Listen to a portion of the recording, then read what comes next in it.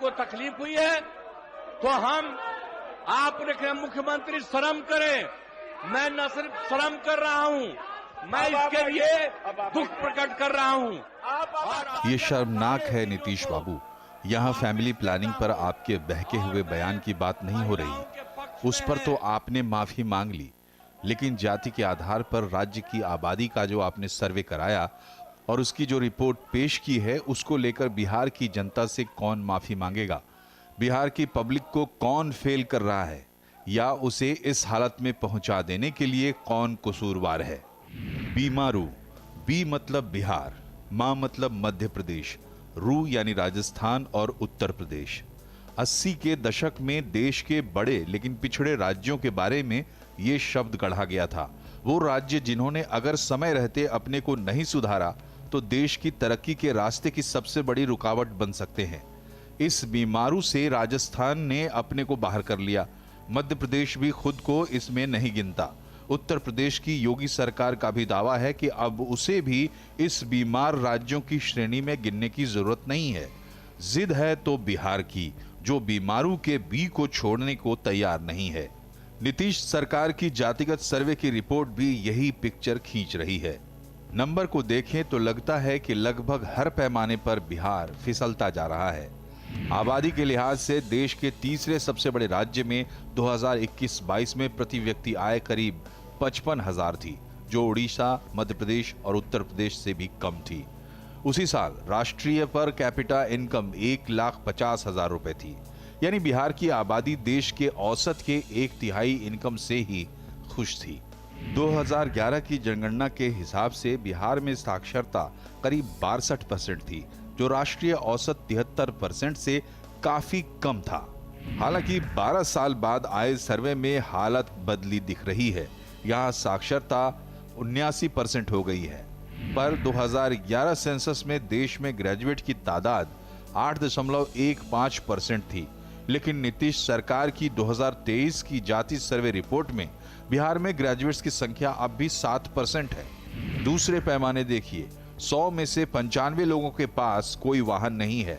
2 wheeler रखने वाले महज 4% लोग हैं। 4 व्हीलर अब भी लग्जरी है।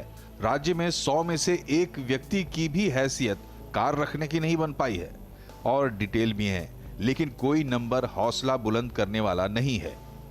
तो सिर्फ जातियों का नंबर और उनकी आबादी में हिस्सेदारी का पता लगाना इस सर्वे का मकसद था, तो वो पता चल गया है। लेकिन इसे जाने बगैर भी राज्य को विकास के रास्ते पर आगे बढ़ने से कौन रोक रहा था? इसका जवाब तो नीतीश, उनके सहयोगी आरजेडी कांग्रेस को देना होगा। बीजेपी भी इससे बच नहीं सकती। और नंबर जब सामने आ गया तो इससे निकलने का शॉर्टकट क्या निकाला जाए? आरक्षण का कोटा बढ़ाकर 65% कर देते हैं। और पॉलिटिकल क्लास की यही छोटी सोच शायद विकास से बिहार को दूर रखता रहा है, क्योंकि इसके लिए काम बहुत करना होगा, लेकिन ना तो उसका विजन दिखता है और ना हिम्मत। आप क्या महिलाएं पढ़ रही हैं? बिहार की स्थिति बहुत चिंताजनक है और इस पे चर्चा होनी चाहिए ज़रूर से, देश में भी और बिहार के जो लोग हैं, राजनीतिक चिंतक लोग वहाँ के, उनको पता चलना चाहिए कि उनके राज्य की स्थिति क्या है। ये कंपैरिजन का इशू नहीं है कि किसी और राज्य से आप कंपेयर करें और खुश हो जाएं। ये एब्सोल्यूट टर्म में अपने गिरेबान में झांकने की ज़रूरत है कि हमने इतने सालों बाद भी कहाँ स्थिति पहुँचा दी है, और उसके बावजूद हम उसको हंस हंस के डिफेंड कर रहे हैं कि हमने बड़े पारदर्शी तरीके से वो पिक्चर रखी है। गुस्सा आता है ये नंबर देख करके कि वाकई क्या ये हो सकता है कि 1980 में जब एक डेमोग्राफर ने कहा था कि बीमारू राज्य है, 43 साल बाद भी वो बीमारू राज्य बना हुआ है। नंबर बता रहे हैं, ये किसी व्यक्ति के, ये किसी भाजपा के, ये किसी विरोधी दल के नहीं है, ये बिहार सरकार के अपने नंबर हैं जो उनकी पोल खोलते हैं। तो विकास का मॉडल, आरक्षण का मॉडल और ये जो तमाम तरीके की सामाजिक न्याय की लड़ाइयाँ लड़ी गई हैं, इनकी पोल खुलती हुई दिख रही है। इसकी परतों को समझते हैं कि मूल वजह क्या है, इसके बात है क्यों ऐसी स्थिति बनी कि 7% लोग केवल ग्रेजुएट हैं और आधा बिहार सिर्फ मैट्रिक पास है। अगर ये नहीं आपको चौंका रहा है तो फिर आपके लिए बहुत मुश्किल है। बातचीत करने के लिए हमारे साथ बिहार के पूर्व डीजीपी अभय आनंद जी हैं। पटना विश्वविद्यालय के पूर्व HOD economics professor Naval Kishore Chaudhary जी हैं, जवाहरलाल नेहरू विश्वविद्यालय के प्रोफेसर मनिंदर नाथ ठाकुर जी, CSDS के प्रोफेसर संजय कुमार जी और वरिष्ठ पत्रकार मोहम्मद समी अहमद साहब। आप सबका सर बहुत बहुत यहाँ पे स्वागत है।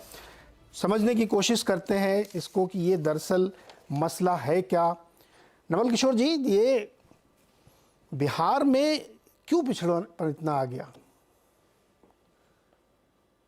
अब बिहार की सरकार की प्राथमिकता में मैं समझता हूं कुछ दोष है और कुछ ऐतिहासिक कारण।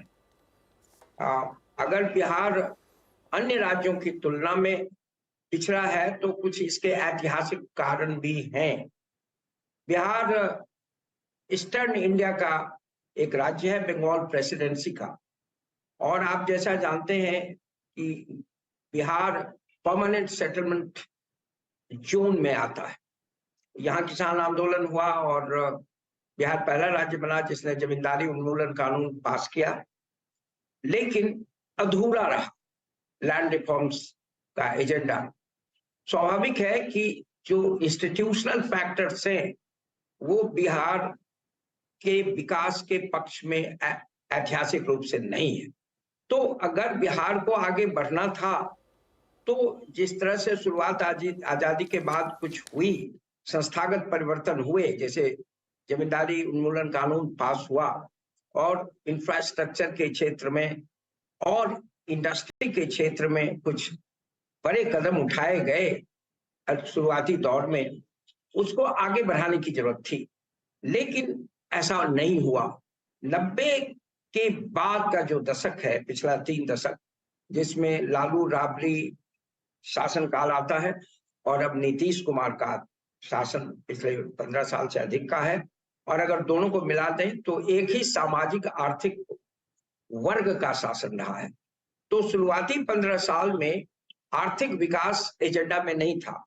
मैं पिछले 60 साल से पटना यूनिवर्सिटी से जुड़ा हूं छात्र और शिक्षक के रूप में, और मैंने सुना है ऑन रिकॉर्ड लालू जी जो एक सर्वमान्य नेता रहे हैं फर्स्ट 15 ईयर्स 90 से लेकर 2005 तक, उन्होंने कहा कि आर्थिक विकास हमारा एजेंडा नहीं है, हमारा एजेंडा सामाजिक विकास है, सौहार्द है। तो स्वाभाविक ही उनके एजेंडा में नहीं था। दूसरा जो बड़ा डेफिसिट हुआ था वो गवर्नेंस डेफिसिट हुआ। यहाँ एक बड़े पुलिस अधिकारी बैठे हैं जिनकी बहुत समाज में इज्जत है। नवल किशोर जी, एक मिनट रोकता हूँ, उप प्रश्न है ये, आप ही से है। लालू जी ने कहा कि उनका एजेंडा सामाजिक विकास है, आर्थिक विकास नहीं है। अब मुझे ये एक्सप्लेन करिए, सामाजिक विकास क्या होता है? उनका सामाजिक से सोशियोलॉजिकल सेंस में था, सोसाइटल सेंस में नहीं था, क्योंकि अगर सोसाइटी को लीजिएगा तो उसमें इकोनॉमिक जस्टिस की बात आएगी। वो सोशल जस्टिस की बात कर रहे थे। तो वो सोशल जस्टिस कैसे किया बताइए ना, 43 सालों में 90 से 2023। मैं बता रहा हूँ फोकस वही था उनका। उन्होंने साफ कहा था कि हमारा सोच है, हालांकि उनके द्वारा यह प्रारंभ किया हुआ आंदोलन नहीं था। यह आंदोलन फ्रीडम मूवमेंट से शुरू होता है, किसान आंदोलन में व्यापक होता है, लेफ्ट मूवमेंट से और विस्तार मिलता है, और जैसा कि आप जानते हैं लोहिया कटपुड़ी जेपी लाइन के तहत ये फाइनल स्टेज में लालू जी आते हैं और उसमें कंट्रीब्यूट करते हैं। वो प्योरली कास्ट जस्टिस की बात हो रही थी, वो सोशियोलॉजिकल सेंस में जस्टिस हो रही थी, सामाजिक न्याय की बात कर रहे थे। सामाजिक न्याय में इकोनॉमिक न्याय शामिल नहीं था। नहीं प्रोफेसर साहब, मैंने प्लीज बहुत नहीं, ये सुनिए ना प्रोफेसर साहब, ये मैं आपसे माफी के साथ कह रहा हूँ, ये क्लासरूम लेक्चर नहीं है। सामाजिक न्याय का क्या मतलब है? सामाजिक न्याय का है कि जो जाति वर्षों से और कुछ माने में सेंचुरीज से उपेक्षा की शिकार रही, वो मार्जिनलाइज कम्युनिटीज थी, उसको हक मिले, इसे नकारा नहीं जा सकता है। हाँ, उसको हक मिले, आवाज देना उनकी प्राथमिकता थी। आप उसको हक मिला क्या?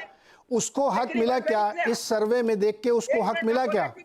Let me conclude. हम समय की मर्यादा समझते हैं और कंक्लूड। वो उनकी इकोनॉमिक डेवलपमेंट एजेंडा ही नहीं था। दूसरा था कि गवर्नेंस कोलैप्स कर गया था। यहाँ बैठे हमसे अधिक जानकार लोग हैं गवर्नेंस और इकोनॉमिक डेवलपमेंट, ये दोनों डेफिसिट था। तो नीतीश ने इसको पिकअप किया उन्होंने कोर पॉलिटिक्स जाति का, Nitish Kumar started as a caste leader, उन्होंने सोशल जस्टिस को छोड़ा नहीं, लेकिन नहीं सर, नवल सर रुकिए, अभी अब रुकिए सर, चौधरी साहब रुकिए, ये सब गोलमोल वाली बातें हैं।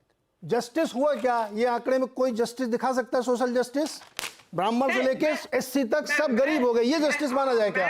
मैं ये नहीं कहना चाहता, नहीं, मैं आपको नहीं कह रहा कि आप जस्टिफाई कर रहे हैं। अगर ये जस्टिस है लालू जी का, कहीं से इसे तो माफ कीजिएगा, मुझे ये जस्टिस समझ नहीं आता, मैं भी समाजशास्त्र का विद्यार्थी रहा हूं। नहीं, एक मिनट रुकिए सर। अभयानंद जी, आपने बिहार में प्रशासन चलाया है लंबे समय तक, डीजीपी रहे हैं आप, ये कैसा सोशियोलॉजिकल जस्टिस चल रहा था वहां पे? 35 साल तक आप सामाजिक न्याय की लड़ाई लड़ रहे हैं, और हालत ये 2023 में जो पर्चा हमको दिख रहा है, ये कौन सी लड़ाई चल रही थी? बताइए सर। मैं जो आपको बताऊंगा वो 37 साल जो मैंने नौकरी की और पिछले 30 साल को देखा, थोड़ा उस पद से और उस जगह से जहाँ से नीति निर्धारण और नीति पर विषय पर डिस्कशन होता है, उससे जो मैंने सीखा है वो मैं बताऊंगा। मेरे पास एकेडमिक बैकग्राउंड नहीं है जिससे कि मैं उस लाइन पर चर्चा कर सकूं। रिजर्वेशन एक सॉल्यूशन ढूंढा गया, वो संविधान नहीं दे दिया था। उसमें फिर अति पिछड़ी और पिछड़ी को भी इंक्लूड किया गया लेटर स्टेज में। तो मैंने जो पाया, अपना डेटा पुलिस विभाग का कलेक्ट करके और बहालियों को देख करके, हालांकि इन्वॉल्व होकर देखने का नहीं मौका मिला, डिस्टेंस से ही मिला था देखने का। तो जो बात मैंने पाई कि जो सबसे डिप्राइव्ड हो गया, अपना रिजर्वेशन भी उनको नहीं मिल रहा था, कागज पर उनको रिजर्वेशन मिल रहा था, बट एक्चुअली जब बहालियां होती थी, पुलिस की बहाली तो मैं डायरेक्टली जानता हूँ, वो नहीं, उनका जो रिजर्वेशन कोटा था वो भी नहीं पूरा हो रहा था।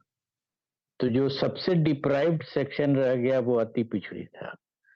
और मैंने इसको ऑफिशियली भी, I brought it to the notice of the then government, और बाद में जो प्रेजेंट गवर्नमेंट है इसको भी मैंने बताया था। तो मेरा एक सजेशन था उसमें कि आप डी नोवो अपॉइंटमेंट मत कीजिए। जो भी वैकेंसी हो, जिनका कोटा नहीं भरा है, कम से कम उसको तो उसका हक दे दीजिए। और जो as I said and I keep repeating कि ये सबसे ज्यादा डिप्राइव था शेड्यूल, जो नॉट शेड्यूल कास्ट, अति पिछड़ी, ईबीसी जिसको हम कहते हैं।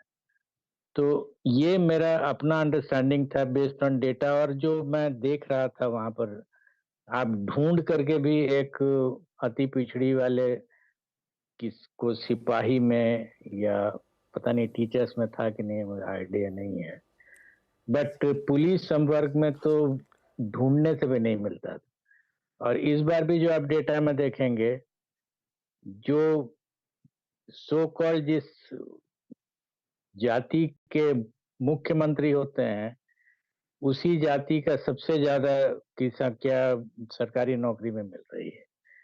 तो it is not a coincidence. जी, और इसीलिए मैंने सजेस्ट मसला सर इससे आगे का है। मैं इस डिबेट को जहां ले जाना चाहता हूं, ये ले जाना क्या, मेरे ले जाने से क्या जाएगी, पहुंच चुकी है वहां पे। आप आरक्षण की राजनीति कर रहे थे, आप पिछड़ों की राजनीति कर रहे थे, आप करिए, कोई दिक्कत नहीं, उनका ही भला कर देते आप। वही कहाँ भला हुआ उनका? मैं भी एक्सक्यूज मी, मैं भी वही बात कह रहा हूँ। स्टेट के 40% लोग झोपड़ी में रहते हों और उस देश प्रदेश के नेताओं को शर्म नहीं आती हो, वो बैठ के मुस्कुरा के उसको डिफेंड कर रहे हैं कि देखिए हमने पारदर्शिता से आपके सामने डेटा रखा है। 40% लोग झोपड़े में रहते हैं सर, उन्हीं का नंबर है। तो बात यहाँ पे आरक्षण की, ईबीसी की, ओबीसी की और ये भूमिहारों की नहीं है। बात यह है कि आपका विजन क्या है। समीर साहब, आप पत्रकार रहे हैं सर, आप, मैं पक्का पता है कि आप सारे नेताओं से मिलते रहे होंगे, जरा उनकी सोच बताइए, वो क्या सोचते थे बिहार के बारे में। और आज 2023 में जब खत्म होने की कगार पे साल खड़ा है, तब भी हम उसी सोच पे बैठे होंगे। देखिए, प्रोफेसर नवल चौधरी ने जो बात कही कि वो लालू प्रसाद के एजेंडा में नहीं था आर्थिक विकास, तो उनका एक मामला था कि जो सामाजिक उनको हाँ। हक मिलना चाहिए, मिसाल के लिए वोटिंग राइट है, हम्म, बहुत से लोग वोट देने जा नहीं पाते थे, तो उनको उनका हक मिला, वो और उनको आवाज मिली ऐसे लोगों को। ये एक माना जाता है लालू प्रसाद के लिए कि उन्होंने गरीबों को, बेजुबानों को जुबान दी। अब जहां तक मामला है इसका आर्थिक विकास का, तो जैसा कि प्रोफेसर नवल चौधरी ने कहा कि वो उनके इसमें था ही नहीं, एजेंडे में नहीं था।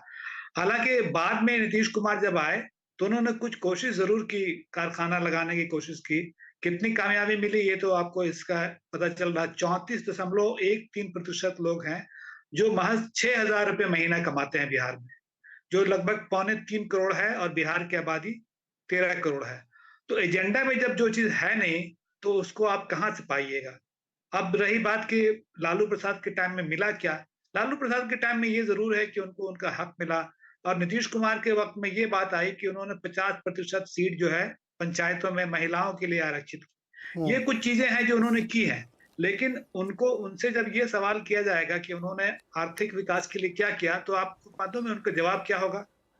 उनका जवाब होगा कि झारखंड हट गए यहाँ से, उसके बाद से हमें विशेष पैकेज मिलना था वो नहीं मिला, विशेष राज्य का दर्जा मिलना था वो नहीं मिला, इसलिए हम पिछड़े हैं। और अभी तेजस्वी यादव ने कल भी ये मांग की कि अब चूंकि ये आंकड़ा आ चुका है, इसलिए बिहार को या तो विशेष पैकेज मिलना चाहिए या विशेष नहीं राज्य का सर, दर्जा नहीं मिलना समीर साहब, नहीं नहीं नहीं, उनका जो फार्मूला है वो आरक्षण बढ़ाने का था। कल भी उन्होंने वही किया कैबिनेट में। उनको विशेष आरक्षण से विशेष पैकेज मिल जाए या मिल जाए, इससे कोई लेना देना नहीं सर। ना सर, भ्रम में मत रहिए आप भी। देखिए भाईजान ठाकुर साहब, बात यह है कि आरक्षण कितना मिलेगा, मैं तो कहूँ 100% मिल जाए। आपने एक बहुत अच्छी बात कही। सभी साहब एक सुनिए ना, इंसिडेंट याद आ रहा, मैं बता दूं, भूल जाऊंगा मैं भी। किसी एक बहुत वरिष्ठ पत्रकार ने, जिसने बिहार कवर किया, उसने बताया कि लालू जी ने क्या चेंज ला के दिखाया। तो उन्होंने एक, आपके यहाँ कोई बड़ा मशहूर क्लब है जहाँ सिर्फ रईस अमीर लोग जाते थे, एलीट टाइप का क्लब माना जाता है, बोला यहाँ से शादी होगी किसी दलित के लड़के की, वो जाएगा। ये चेंज है भाई साहब, इस चेंज का आचार बनाए क्या? ये कौन सा चेंज है? आपने पंचायत में मताधिकार का दिला दिया मुझे, मैं वोट डालने गया, वोट डाल के मुझे मिला क्या? मैं झोपड़े में रह रहा हूं, मेरे पास खाने को नहीं है, तो मतदान डाल के मेरे को क्या दिया आपने? अपने लड़के को सीएम बनाने का रास्ता तय किया आपने। जी समीर साहब, देखिए आरक्षण का दो पहलू है। एक तो पहलू है जो नौकरी है, तो बिहार में नौकरी 1.57% है बस। 1.52% लोग भी बिहार में सरकारी नौकरी नहीं करते हैं, तो उसमें तो आरक्षण का बहुत ज्यादा हमको नहीं लगता है कि रोल होगा। लेकिन ये जो चुनाव होते हैं ना, जो पंचायत चुनाव है, उसमें ईबीसी और ओबीसी को आरक्षण मिला हुआ है। अगर ये आरक्षण उनको लागू करना होगा इसमें असेंबली इलेक्शन में, तब इसका कुछ महत्व समझ में आएगा, वरना आरक्षण का कोई अब बहुत ज्यादा मतलब रह नहीं गया है। और बिहार के लोगों को जरूर पूछना पड़ेगा शासन से कि आखिर आप इतने दिनों से शासन कर रहे हैं, तो ये 34% लोग क्यों ऐसे हैं जो 6,000 रुपए से भी कम कमाते हैं। ये बात आपकी सही है जी। क्रोनोलॉजी देखिए सर, देखिए बहुत सिंपल सवाल है, इसको let's not complicate it, it's very simple and clear. पिछले साल भर का डेवलपमेंट देखिए आप, 2 साल का मुहिम ये चलाई गई कि हमको जाति का रिजर्वेशन वो कराना, सर्वे, जातिगत जनगणना होनी चाहिए, क्योंकि उन वर्गों के साथ अन्याय हो रहा है। ठीक बात है, बिल्कुल वाजिब है। उसके बाद वो राजनीति चलती रही। उसके बाद ये था कि इसके बाद हम आरक्षण देंगे, वो भी ठीक है, दीजिए आप। और उन्होंने कल कैबिनेट में फैसला किया। लेकिन उस परत के बहाने आप बेपर्दा हो गए हैं कि आपकी ये पॉलिसी इन क्वेश्चन है। मनिंदर नाथ जी, मुझे कोई किसी पॉलिसी से कोई सरकार क्या करती, मुझे एंड रिजल्ट से मतलब है कि आपने उस देश को, उस प्रदेश को लोगों की भलाई के लिए कहाँ पहुँचाया उनको। आपके आंकड़े बताते हैं कि आपने उनकी स्थिति और बदतर कर दी है। और फिर आप जब फंस गए तो आप कह रहे हैं वो स्पेशल पैकेज चाहिए, हमारे साथ सदियों से अन्याय हो रहा है। भाई साहब, सदियों से अन्याय तो बहुत जगहों पे हो रहा है।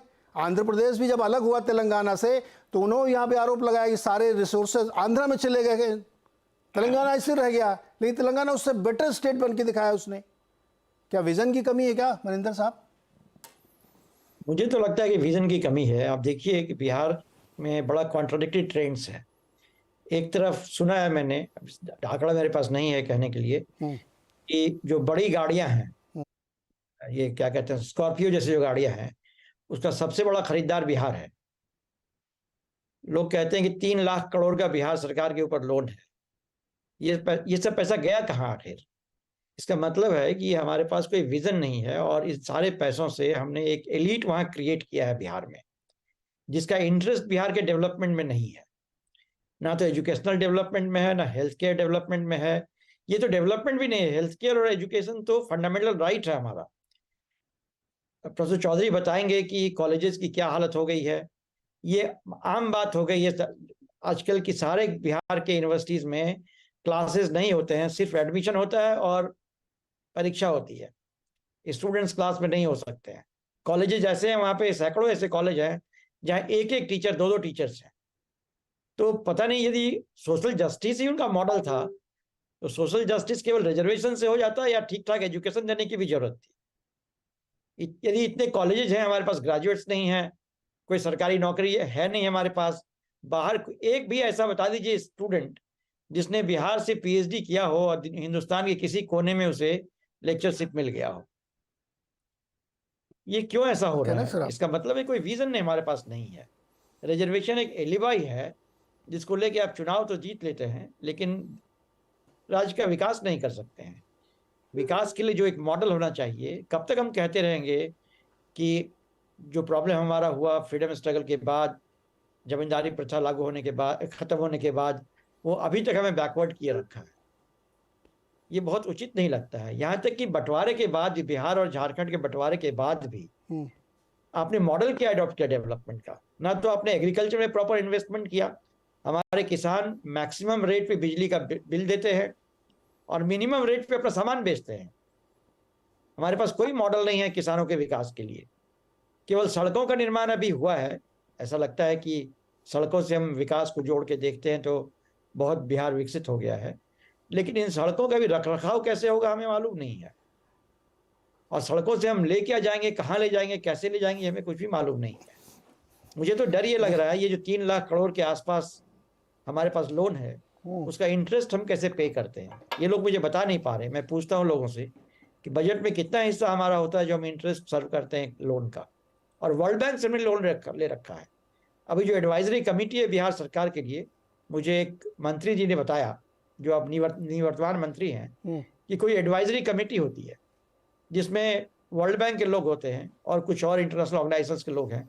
वो एडवाइस कर रहे हैं डेवलपमेंट के लिए। उसको ही 100 करोड़ रुपया किसी प्रोजेक्ट के लिए दिया गया एडवाइस करने के लिए, लेकिन क्या एडवाइस है मुझे मालूम नहीं। जी अच्छा समीर साहब, एक छोटा सवाल आपसे और मुझे समझना है कि बिहार में बहार है, नीतीश कुमार है, शराबबंदी कर दी, लड़कियों को साइकिल बांट दी, ये सब बहुत बढ़िया स्कीम किया। मैं ये जानने में इंटरेस्टेड हूँ कि देखिए, इसलिए कह रहा हूँ क्योंकि 2-3 दशक से यही 2 लोग चला रहे हैं सरकार वहाँ पे। तो क्या ऐसा ड्राइविंग फोर्स है जो उनके विजन को बदल नहीं पा रहा, जो मणि साहब कह रहे हैं? क्यों नहीं बदल पा रहा है? क्या मजबूरी है? क्या फ्यूडल मेंटालिटी है? सामाजिक न्याय के नाम पर अपने ही परिवार को, अपने ही लड़के को मुख्यमंत्री बनाना है। अगर यही सामाजिक न्याय है तो मैं समझ नहीं आता वो क्या ड्राइविंग फोर्स था जो वही कंटिन्यू। नीतीश कुमार जी को तो वो भी नहीं है, फिर क्यों नहीं चेंज कर पाए? आप मुझे बताइए कि पिछले 5 साल में कितने इन्वेस्टर कॉन्फ्रेंस किए हैं नीतीश कुमार ने? देखिए, अफसोस की बात यह है कि ये सिर्फ 2 परिवार का मामला, नीतीश कुमार और लालू प्रसाद का मामला नहीं है। बीजेपी भी अच्छे खासे दिनों तक इनके साथ, मैं उनको बरी नहीं कर रहा, उनको छोड़ लीजिए। मैंने कहा ना 33 साल में जितने थे सब, रामविलास पासवान भी बहुत बड़े मौसम विज्ञानी और नेता बने रहे। जी जी जी, तो उन सब के बावजूद ये हाल है। ये अफसोसनाक बात है। और जहां ज्यादातर जो बहस होती है वो राजनीतिक भागीदारी पे होती है। इंसान को, आम इंसान को क्या मिल रहा है, उसको पढ़ाई मिल रही है कि नहीं। देखिए, स्कूल में सिर्फ साइकिल देने से तो पढ़ाई नहीं होती है ना। कॉलेज में भी आप टीचर देंगे नहीं या उस समय पर रिजल्ट नहीं निकालेंगे। बहुत से लड़के तो यहाँ जो अच्छा करते हैं वो बिहार से चले जाते हैं इसलिए कि उनको मालूम है कि यहाँ पर रिजल्ट समय पर निकलेगा नहीं, 1-2 साल उनका ऐसे ही बर्बाद हो जाएगा। और पढ़ाई तो जाहिर है, आप जान रहे हैं, सब लोग बता भी रहे हैं कि पढ़ाई का हालत ये है कि जब अभी के पाठक ने यहाँ कढ़ाई शुरू की तो लोगों ने विरोध करना शुरू कर दिया कि टीचर्स स्कूल में आते ही नहीं है, कॉलेज में प्रोफेसर समय पे आते ही नहीं है। ये सब काम जो पहले होना चाहिए था वो एक का दुक्का काम अब नजर आ रहा है। जहां तक आर्थिक विकास की बात है, उसके जो कार्यक्रम होने चाहिए, जैसे इंडस्ट्री लगाना, तो इंडस्ट्री लगाने कोई बड़ा नाम बता सकता है कि हाँ कोई बड़ा कारखाना यहाँ पर लग गया हो, नहीं लगा। हालांकि बीजेपी सरकार घोषणाएं करते रहती है कि आर्थिक विकास औद्योगिक विकास के लिए हमने ये नीति लाई है या कोई और नीति लाई है, लेकिन उस नीति का जो फायदा दिखना चाहिए समाज में, जनता के बीच, वो नजर नहीं आती है। लोगों को अभी नौकरी करने के लिए बाहर ही जाना पड़ता है, यहाँ पर नौकरी भी नहीं मिलती है सही से। जी प्रोफेसर संजय कुमार जी, सर आप सेफोलॉजिस्ट भी हैं और सामाजिक अध्ययन भी करते हैं, तो आपके पास सोशल डेटा बहुत होता है।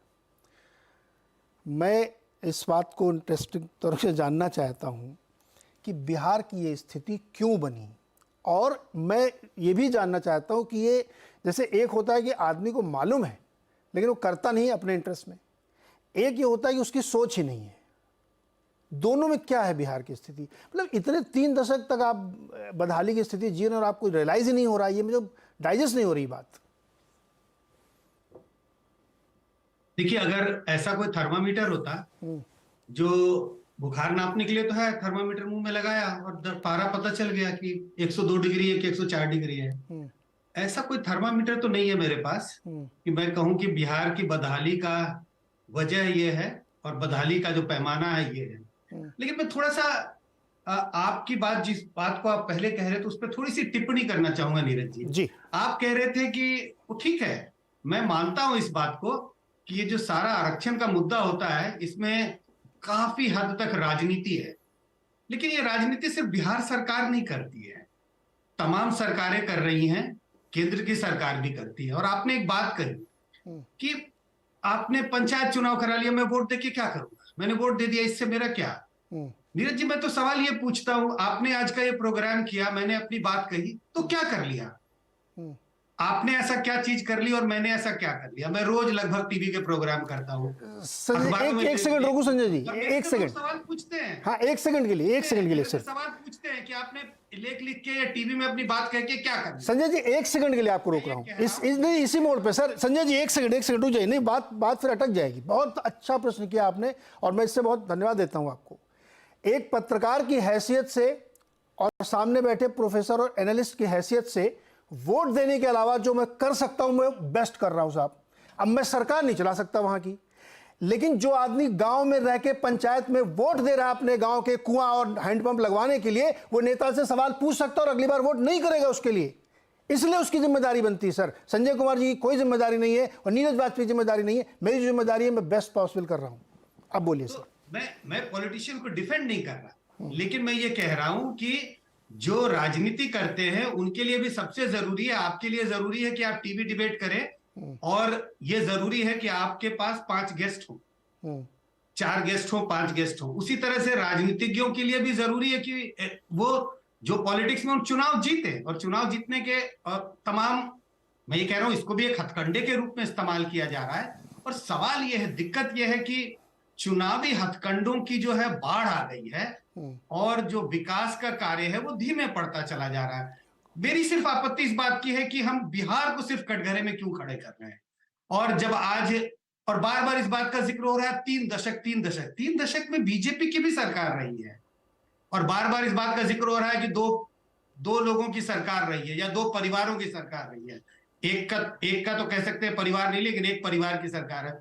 इसमें बड़े लंबे समय तक बीजेपी की भी सरकार रही है और बीजेपी केंद्र में भी सरकार रही है, बीजेपी की केंद्र में भी सरकार है। सर मैं एक बार फिर रोकूंगा आपको सर, 2 क्लैरिफिकेशन और है संजय जी। मुझे लगता है कि संजय सर दो बात है कि एक विजन की कमी या कहें कि कमिटमेंट की कमी। संजय सर रुकिए, नहीं संजय सर एक प्लीज, हमारे आप मित्र हैं, मैं आपको फिर यहाँ पे 2 चीजें क्लैरिफाई कर दूं।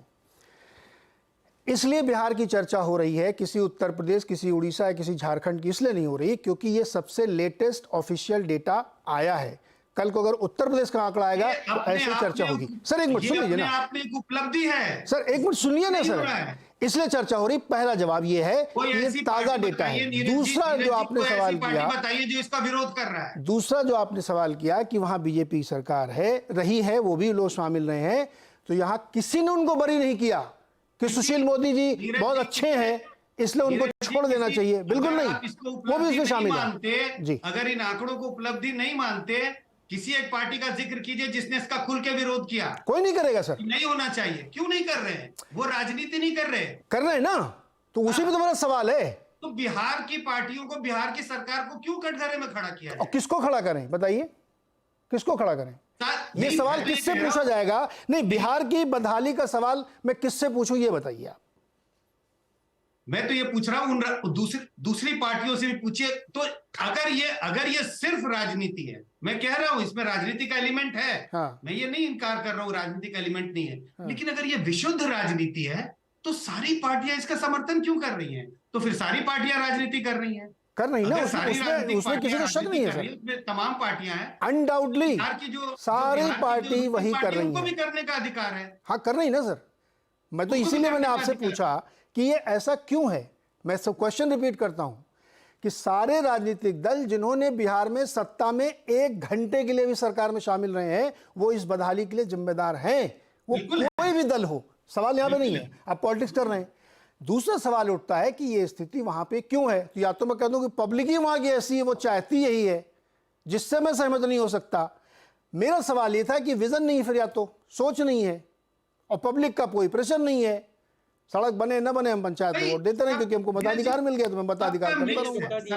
सभी चीजों का मिक्स है। बिल्कुल मैं कहूंगा विजन भी नहीं है जी, लेकिन ऐसा सरासर नहीं कह सकता हूं कि विजन ही बिल्कुल नहीं है, लेकिन ये आप कह सकते हैं कि कमिटमेंट का थोड़ा अभाव है। और निश्चित रूप से कमिटमेंट तब आएगा जब विजन होगा। मेरा तो ये मानना है, मैं उल्टी तरफ से आ रहा हूं।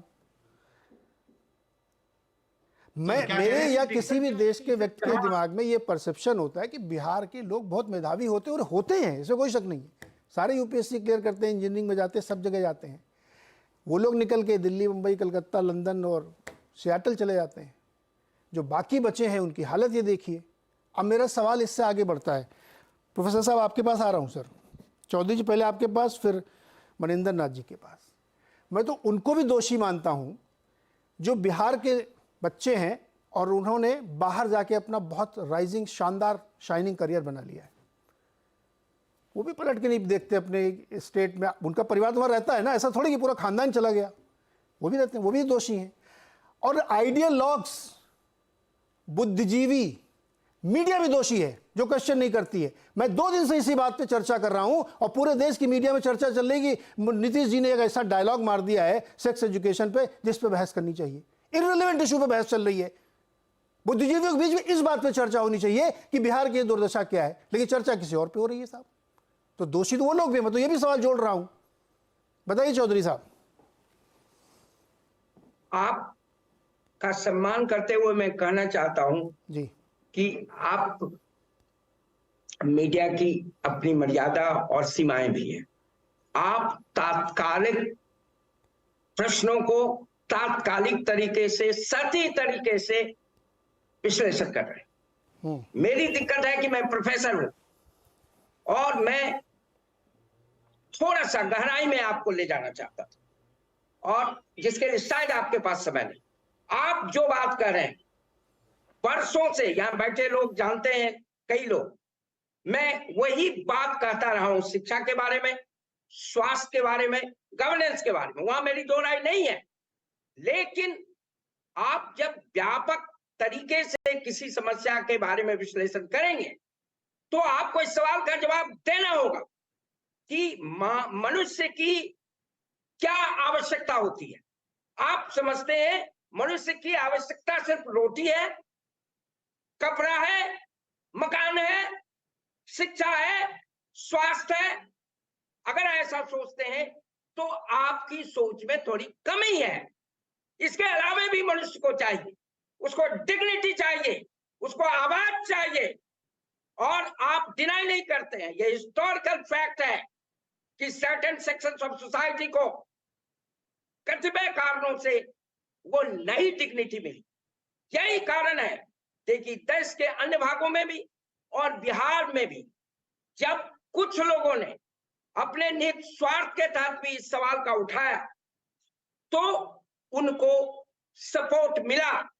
जो लोग कहते हैं कि लालू जी बिना कुछ किए 15 साल शासन में रह गए, उनका विश्लेषण मेरी समझ से गलत है। मैं यह नहीं कहता, उन्होंने जो बिहार के बड़े सामाजिक वर्ग को दिया वो काफी था, नहीं था काफी। उस वर्ग को भी शिक्षा चाहिए, क्वालिटी एजुकेशन चाहिए जो नहीं मिला उनको घर चाहिए, स्वास्थ्य चाहिए। और ठीक ही मनिंदर ने कहा कि जब राइट टू एजुकेशन है तो राइट टू हेल्थ भी होना चाहिए। उनको मकान चाहिए, यह भी सही है, लेकिन इस बात को आप नकार नहीं सकते। उनको आवाज चाहिए और ये आवाज उनको नहीं मिल रही। तो प्रथम 15 वर्ष में लालू जी ने वो आवाज देने में योगदान किया और इसीलिए वो सत्ता में रहे। और आज भी उनके परिवार यह जानते हुए कि डायनेस्टिक रूल चला रहे हैं, जिसका मैं घोर विरोधी हूं, आज उनको समर्थन मिल रहा। आप डेमोक्रेट हैं तो आपको मानना पड़ेगा कि बिहार की जनता बार बार क्यों आरजेडी को वोट देती, क्यों, इसको एक्सप्लेन करने की जरूरत है। क्यों बताइए ना सर, मानता वन लाइन में एक्सप्लेन करिए ना सर, आज कर दीजिए, आप पढ़ते खोल दीजिए सर, आज आप मुझे बोलने दीजिए, वाजपेयी जी बोलने दीजिए मुझे। हाँ, थोड़ा संक्षेप में रखिए सर, बाकी लोगों से बात करनी है जी। जी नहीं, लेकिन आप जब विश्लेषण करते हैं तो अलग कीजिए, डिसएग्रीगेट कीजिए। इकोनॉमिक डेवलपमेंट अलग चीज है सर। आपने तो कार्ल मार्क्स को उल्टा खड़ा कर दिया सर। प्रोफेसर साहब क्या बातें कर रहे हैं आप? नहीं, अब आप रुकिए सर, अब मनिंदर नाथ जी को बोलिए, वो भी प्रोफेसर है। मुझे दुनिया का एक समुदाय समाज बताइए जो बिना इकोनॉमिक एम्पावरमेंट के इज्जत के साथ रहता हो। Tell me one thing sir, आपने पूरी थ्योरी उलटी खड़ा कर दी सर। इकोनॉमिक एम्पावरमेंट से सम्मान आता है, उससे आप एक अच्छी जिंदगी जीते हैं, आपकी जीवन में बेहतरी आती है। आप कह रहे नहीं साहब, इकोनॉमिक डेवलपमेंट से ज्यादा जरूरी है कि मैं सम्मान कैसे मिलेगा? मुझे बताइए ना, ये आंकड़े में कौन सा सम्मान दिया है, क्या सम्मान है इसमें बताइए। मैं झोपड़े में रह रहा हूं, ये सम्मान है मेरा। मनिंदर नाथ जी प्लीज मुझे ये बताइए कि कौन सा समाज है जो बिना इकोनॉमिक एम्पावरमेंट के बड़े सम्मान के साथ जी सकता है? पैसे नहीं है खाने के और मैं सम्मान की बात कर रहा हूं। पहले इकोनॉमिक एम्पावरमेंट कर दो ना साहब। मैं तो करूं 100% आरक्षण करिए, फुल समर्थन है, 10 शो करूंगा मैं इसके लिए, लेकिन आप उसके स्टेट की तस्वीर बदल के दिखाइए फिर। नहीं, मैं आपको दबा नहीं रहा हूं सर, मैं छात्र हूं आपका, आप प्रोफेसर हैं, मेरा जब सवाल पूछना मेरा कर्तव्य है, मेरा धर्म है, मैं पूछूंगा सवाल आपसे। जब मेरी बात सुनने का आपके पास समय नहीं है तो बुलाने का तो क्या है? मेरा कोई काम नहीं है क्या? कंप्लीट करिए सर। कि मैं इस बात से असहमत हूं, सम्मान के साथ। हाँ। मैं उन लोगों में हूं जो वही बात करता रहा हूं जो अभी आप कर रहे हैं।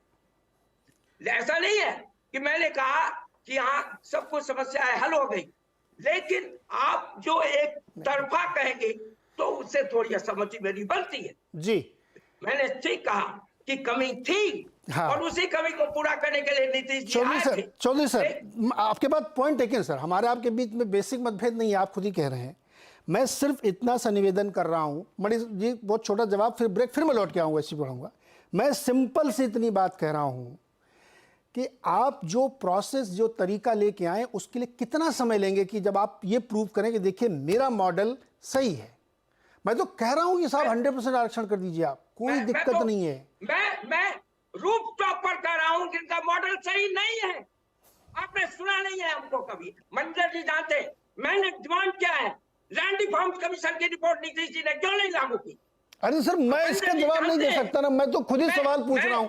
ये जवाब तो आप वहां रहते हैं, आपको नीतीश जी से पूछना चाहिए पटना में 3 बार। रुकिए सर अभी मैं इन सारी नीतियों का विरोध। चौधरी सर अरे प्रोफेसर सर अपने छात्र को मौका दीजिए। मुझे 1 मिनट बोलने दीजिए। हर लाइन पर आप कमेंट करेंगे तो बोलने का कोई तुक नहीं। अरे सर तो दूसरे प्रोफेसर साहब हैं, वो भी गुस्सा हो जाएंगे। आलोचना करता रहा हूँ, इसलिए मैं उसमें कोई ये नहीं है। लेकिन आप कहेंगे कि पिछले 30 साल में बिहार में कुछ नहीं हुआ, कुछ भी विजन नहीं था, उसने एक पक्ष को सर यहाँ पे मेरा डिसएग्रीमेंट है सर। चौधरी साहब मैं रोकूंगा आपको। ये नंबर मुझे बता दें कि क्या हुआ है 33 साल में, मैं मान लूंगा आपकी बात। मैं तो नंबर वाला आदमी हूँ सर, मैं डेटा बात करता हूँ, मैं हवा बात नहीं करता हूँ। अभी मनिंदर जी को लेके आइए। मनिंदर नाथ ठाकुर सर 30 साल हो गए, बार बार मेरे को डांट रहे हैं प्रोफेसर साहब। मैं छात्र हूँ, इसका मतलब थोड़ा मुझे डांटते रहेंगे। मैं कह रहा हूँ 30 साल का समय लिया आपने, सब सारे दलों ने मिलके, आपका मॉडल सक्सेसफुल हुआ क्या?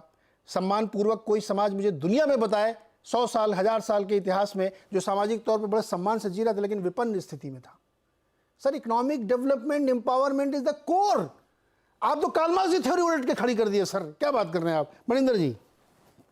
देखिए वाजपेयी जी, सर जो बात कह रहे हैं उसको ऐसे समझिए कि रीडिस्ट्रीब्यूशन एंड रिकॉग्निशन, ये दो आवश्यकताएं हैं मनुष्य की। रिकॉग्निशन भी बहुत बड़ी आवश्यकता है और इसमें कोई शक नहीं कि रिकॉग्निशन की आवश्यकता पे इस गवर्नमेंट ने काम किया। महिलाओं को जैसे आरक्षण दिया गांव में, तो महिलाओं का रिकॉग्निशन मिला उनको, उससे बड़ा फर्क पड़ा रिलेटिवली अपने ही समाज में। आर्थिक विकास तो उससे नहीं हुआ, लेकिन रिकॉग्निशन से जो एम्पावरमेंट होता है वो डेफिनेटली हुआ, इसे हमें स्वीकार करना चाहिए।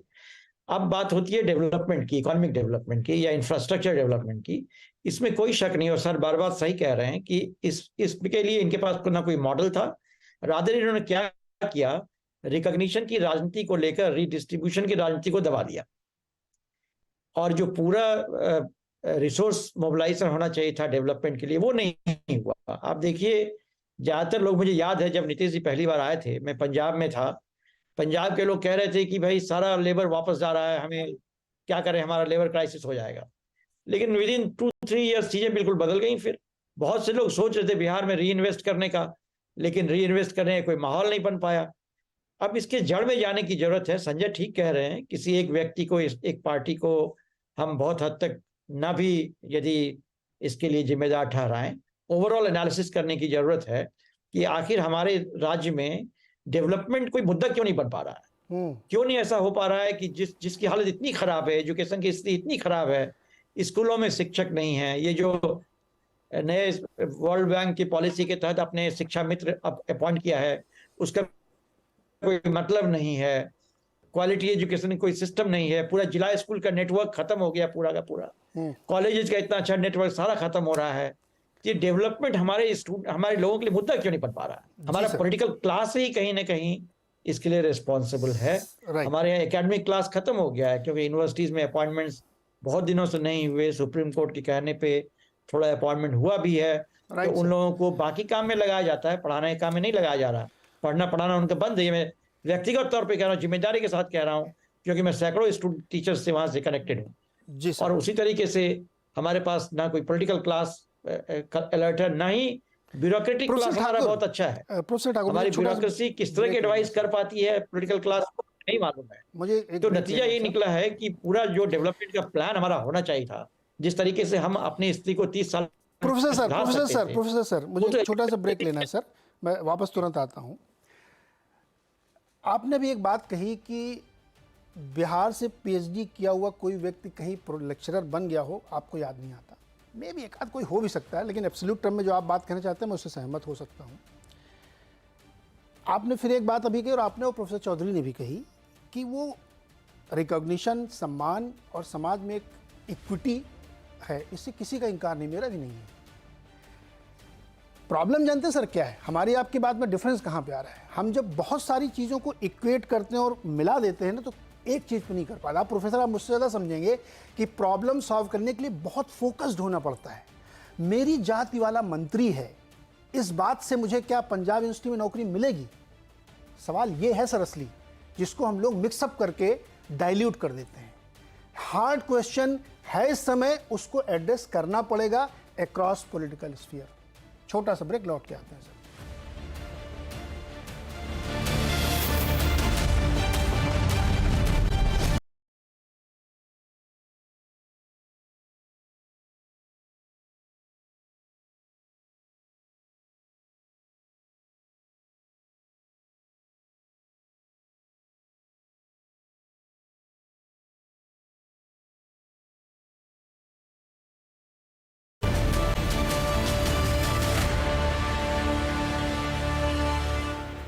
स्वागत है एक बार फिर से आपका आवाज़ अड्डा में। और आज हम चर्चा कर रहे हैं बिहार पे जो सरकार ने एक सर्वे कराया, उससे निकले आर्थिक और सामाजिक आंकड़ों की स्थिति क्या है वहाँ पे, और उसको कैसे डिस्कस। अभी हम लोगों ने काफ़ी पोस्टमार्टम किया और तरह तरह के इसमें चीज़ों को रखा गया।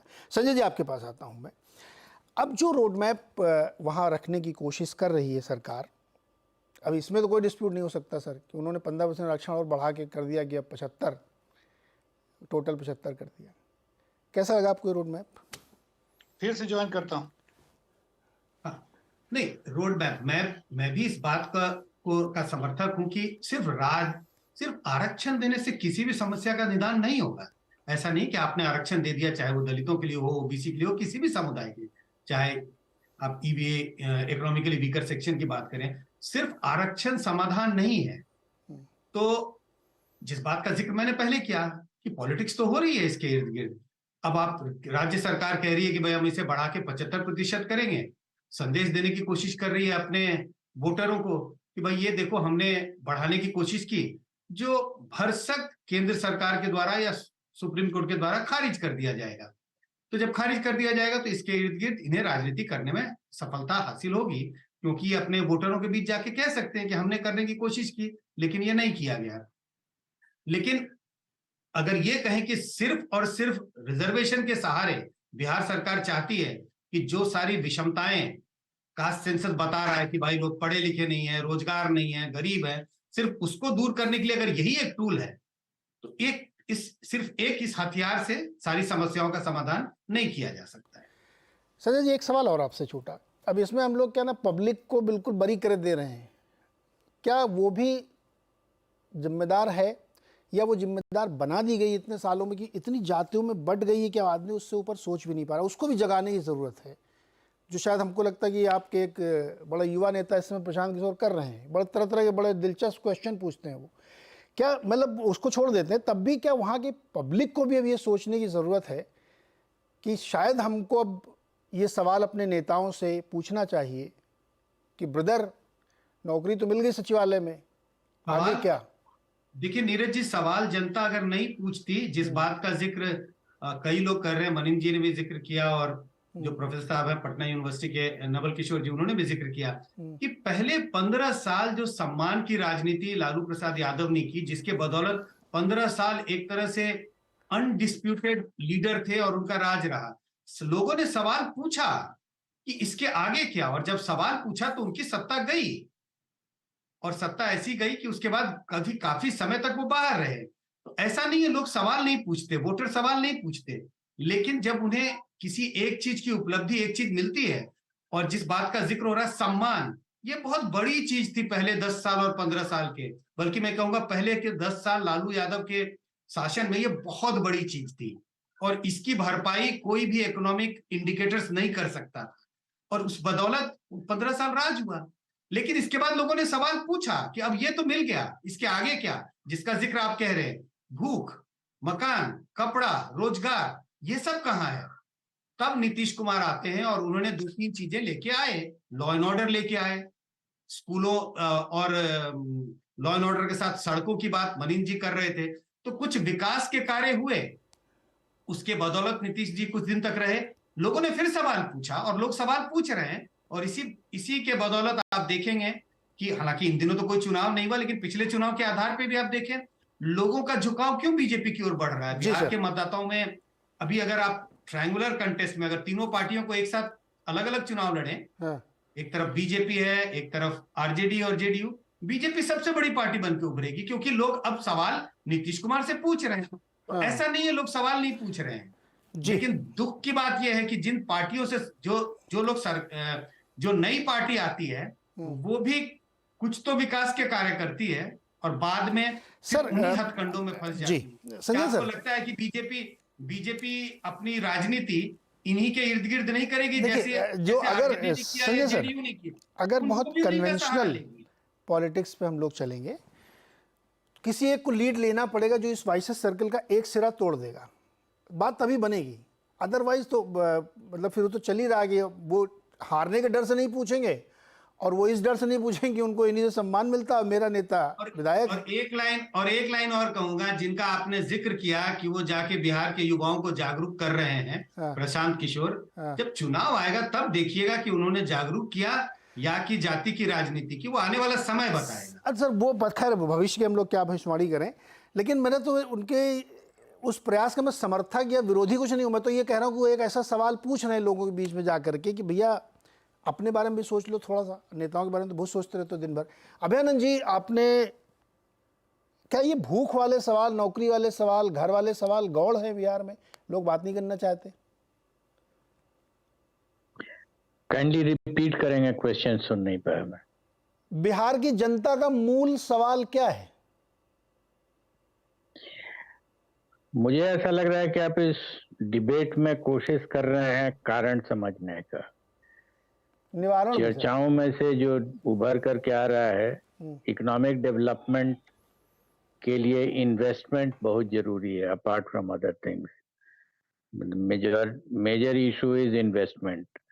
इन्वेस्टमेंट नहीं आ रहा है। वर्ल्ड बैंक ने दिया लोन, वो सब जगह मिल जाता है, लेकिन जो प्राइवेट इन्वेस्टमेंट है फ्रॉम आउटसाइड, जो एनआरआईज हैं, वो इनिशियल स्टेज में उन लोगों ने इंटरेस्ट दिखाया था इन्वेस्टमेंट में। हमको एक ओकेजन मिला, मुख्यमंत्री जी के ही निर्देश पर मैंने बात की एनआरआईज के ग्रुप से वेरी ऑफिशियली, और दिन भर चर्चा मैंने की। मैं जानना चाह रहा था कि वो इन्वेस्टमेंट का सोच क्या है, तो उनकी सोच क्या है।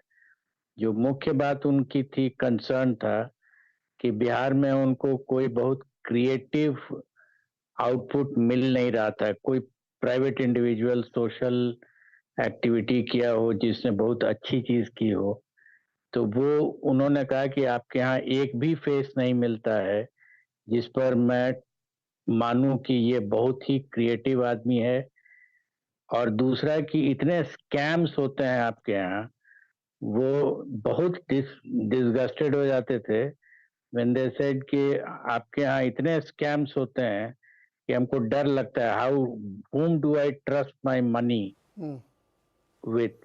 किस व्यक्ति को मैं ट्रस्ट करूं? मुझे ना ब्यूरोक्रेट्स में मिल रहे हैं, ना पॉलिटिशियंस में मिल रहे हैं, ना सोसाइटी में मिल रहा है जो क्रिएटिवली बहुत सा काम कर रहा हो, and without any allegation of corruption against him, पैसा खाया नहीं हो जिसने।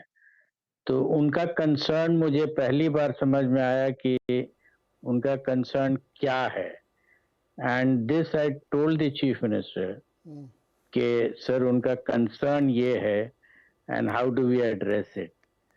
बट चूंकि मैं पुलिस में था, मैं भी क्या बोले, क्या मुझे उसको कैरी फॉरवर्ड करने का मौका नहीं मिला। तो एक मैं पर्सनल एक्सपीरियंस आपको बता रहा हूँ। नहीं सर, ये आपके इस सवाल के जवाब में क्या बोले चीफ मिनिस्टर साहब? नथिंग, जाने दो यार, ठीक है। हमने उनको कहा भी, जो मेरी अंडरस्टैंडिंग थी कि जैसे हमारे पास जमीन है गांव में, तो हम गांव में अब खेती कर नहीं रहे हैं, तो हम वहाँ एक अपना आदमी रख देते हैं जिसको हम लोग बिहार के लैंग्वेज में बराहिल बोलते हैं। तो हमने उनको बताया कि सर हमको तो लग रहा है कि ये लोग बराहिल ढूंढने आए हैं यहाँ पर, कि हम पैसा उनको दे दें, और हम यहाँ बिहार में रहने वाले तो हैं नहीं। करेक्ट। तो आप मेरे पैसा को थोड़ा इन्वेस्ट करके और खा मत जाइएगा। बट उनको ट्रस्ट ही नहीं था जी, and they had been looking around for people who had that image। जी सर, अभिनंदन सर, माफी के साथ चाह रहा हूँ, समय एकदम समाप्त हो रहा है। मूल प्रश्न वही है कि आप कोई भी मॉडल लगाइए, आपको जो करना है आप करिए, सरकार आपकी है, लेकिन उसका रिजल्ट आना चाहिए, और उसके लिए अनंत काल का समय नहीं दिया जा सकता। इसके लिए वहाँ के लोगों को जागरूक होना पड़ेगा, नेताओं में से किसी को आगे बढ़ के इस वाइस सर्कल का एक सिरा तोड़ना पड़ेगा। हो सकता है वो बड़ा अलोकप्रिय हो जाए, लेकिन अगर वाकई आप अपने प्रदेश से, अपने देश से प्रेम करते हैं तो आपको ये करना पड़ेगा।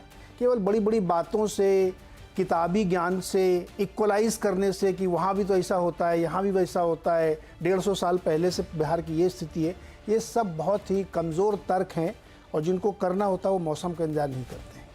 तो ये एक बहुत वेकअप कॉल है, and thanks to Nitish ji कि उन्होंने अपना खुद ही आंकड़ा इन्होंने जारी कर दिया है। अगर अब भी आप नहीं चेते तो फिर जैसा चल रहा है वैसा चलबे करेगा, बागों में बाहर रहेगी। बहुत बहुत शुक्रिया हमारे साथ जुड़ने के लिए।